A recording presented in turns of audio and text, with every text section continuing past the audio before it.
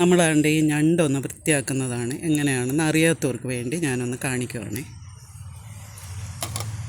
ആദ്യം നമ്മൾ ഇതിൻ്റെ ഇതെല്ലാം ഒന്ന് പൊട്ടിച്ച് കളയണേ. കാലുകൾ ചെറുതൊന്നും നമുക്ക് വലിയ ആവശ്യമില്ല. നമ്മളിതിങ്ങനെ ഇളക്കണം. ഞാൻ ഇത് ഇളക്കിയിട്ടേക്കുന്നതാണ് ഈ കാണുന്നത്. ഇങ്ങനെ അങ്ങ് ഇളക്കിയിട്ട് നമുക്കിതുപോലെ ഈ ഒരു സാധനം ഇങ്ങനെ ആക്കി വെക്കും. എന്നിട്ട് ഇവിടെ ഇങ്ങനെ കത്തി കൊടുത്തിട്ട് ഇങ്ങനെ ഒറ്റ പോകുന്നു ഇങ്ങനെ ഇളക്കി വരും. ഈ തൂവൽ മാത്രം കളഞ്ഞാൽ മതി.